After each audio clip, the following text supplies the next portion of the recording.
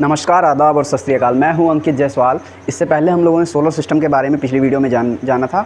अब हम देखते हैं अपने सोलर सिस्टम के प्लैनेट्स के बारे में, उन ग्रहों के बारे में जानते हैं कि कौन से ग्रह सूरज के नज़दीक हैं, कौन दूर हैं, उनकी क्या क्या प्रॉपर्टीज़ हैं, उनके क्या गुण हैं। तो चलिए शुरू करते हैं।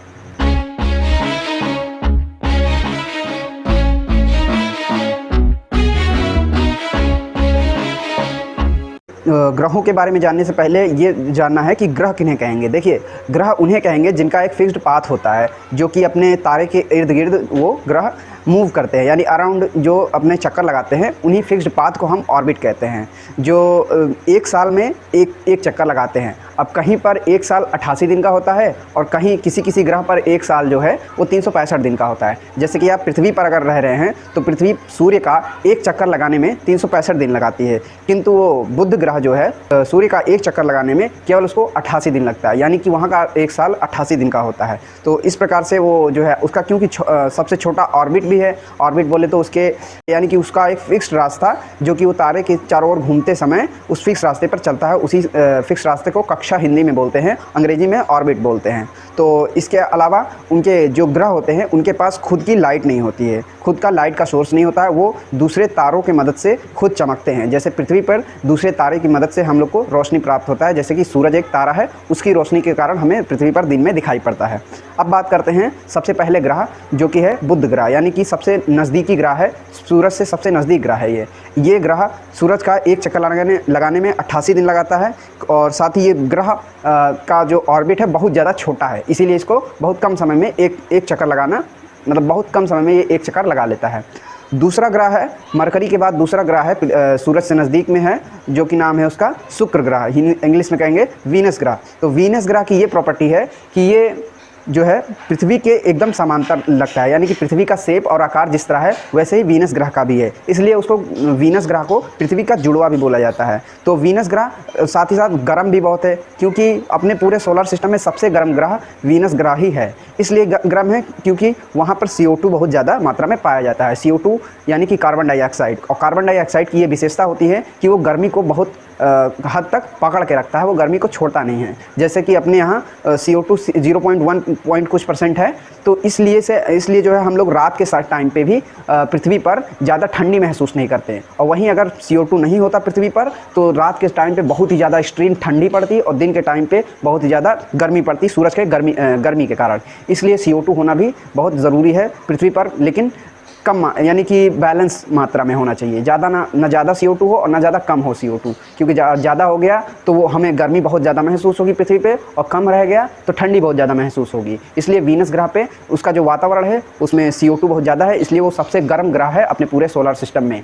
तीसरा ग्रह है जो कि है जिसका नाम है पृथ्वी, जो कि सूरज से तीसरे नंबर पर पड़ता है। सबसे पहले मरकरी बताया मैंने, फिर उसके बाद वीनस बताया, अब तीसरा ग्रह पृथ्वी है, लेकिन पृथ्वी के बारे में हम आगे बात करेंगे। इसके बाद एक ग्रह आता है जिसका नाम है मंगल ग्रह, हिंदी में मंगल ग्रह, इंग्लिश में उसको कहते हैं मार्स। तो मार्स ग्रह की ये प्रॉपर्टी है कि वो अंतरिक्ष से देखने में वो लाल कलर का दिखाई पड़ता है, इसलिए मार्स ग्रह को लाल कलर का ग्रह भी कहते हैं। और इसके बाद के जितने प्लैनेट्स हैं वो सारे प्लैनेट गैसियस हैं, यानी कि मार्स के बाद जो भी प्लैनेट्स आता है, मार्स के बाद जुपिटर, सैटर्न, यूरेनस, नेपट्टून, ये सब ज़्यादातर ये सब ग्रह जो है गैसियस ग्रह है, यानी कि यहाँ पर गैसों के बहुत ज़्यादा पाया जाता है। गैस इतना ज़्यादा होता है कि यहाँ पे सरफेस होता ही नहीं है। जैसे अपनी पृथ्वी पर हार्ड सरफेस है, यानी कि पत्थर के टाइप के या मट्टी के टाइप का सरफेस है जिस पे हम लोग खड़े हो सकते हैं, लेकिन वही अगर आप जुपिटर पे जाते हैं तो वहाँ पे ज़मीन नहीं होती है, वहाँ पर होता है केवल और केवल गैस, यानी कि आप पैर रखेंगे तो आप अंदर घुसते ही चले जाएंगे उसके अंदर, इतना ज़्यादा वो गैसियस प्लैनेट है।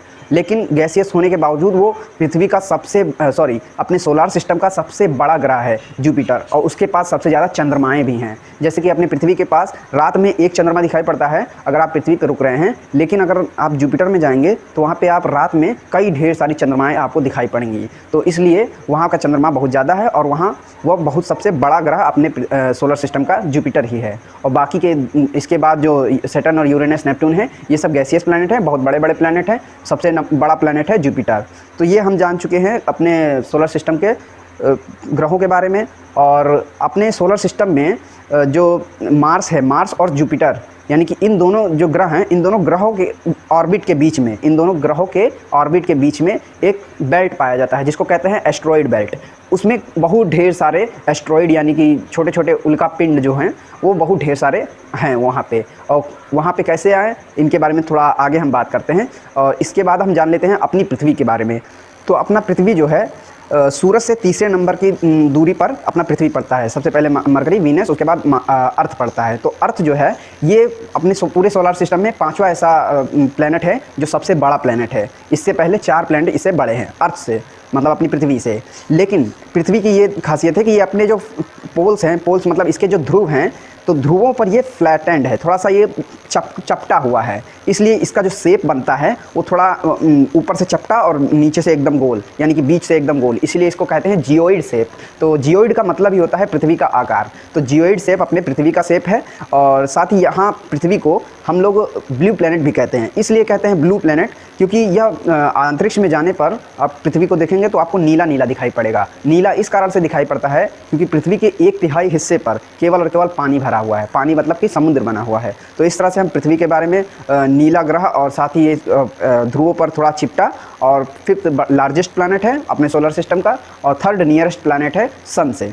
और एक ग्रह है जो 2006 से पहले उसको ग्रह बोला जाता था, लेकिन 2006 के बाद, अगस्त 2006 के बाद उसको ग्रह नहीं माना जाता है। उसका नाम है प्लूटो। तो प्लूटो ग्रह को क्यों ग्रह नहीं माना जाता है? क्योंकि इंटरनेशनल एस्ट्रोनॉमिकल यूनियन ने, यानी कि ये एक संगठन है जो हमने नाम बताया, इंटरनेशनल एस्ट्रोनॉमिकल यूनियन, ये एक संगठन है जिसका ये काम है कि ये ग्रहों और तारों के ऑर्बिट के बारे में या उनके मूवमेंट के बारे में जानकारी रखे। तो इनके द्वारा ये बताया गया कि जो ये प्लूटो है, ये प्लूटो अपनी कक्षा को छोड़कर कभी कभी नेपच्यून, यानी कि जो सबसे लास्ट वाला ग्रह हम बताए थे, Mercury, Venus, Earth, Mars, Jupiter, Uranus, Saturn, Neptune, तो इस सबसे लास्ट वाला जो ग्रह है, ये लास्ट वाला ग्रह और प्लूटो का ऑर्बिट, दोनों का ऑर्बिट कभी कभी मिसमैच हो जाता है, यानी कि ये प्लूटो इसकी ऑर्बिट में चला जाता है। और हमने बताया कि ग्रह उसको कहेंगे जिसका एक फिक्स्ड पाथ हो, यानी कि फिक्स रास्ता हो। ऐसा नहीं हो कि वो दूसरे ग्रह के ऑर्बिट में घुस जाए। तो ये जो प्लूटो है ये दूसरे ग्रह के ऑर्बिट में घुस जाता है, इसलिए इसको।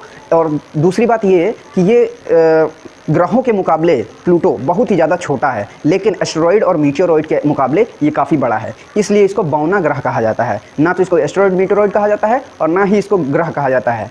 प्लूटो का नाम लिख दिया गया बौना ग्रह, ड्वार्फ प्लैनेट।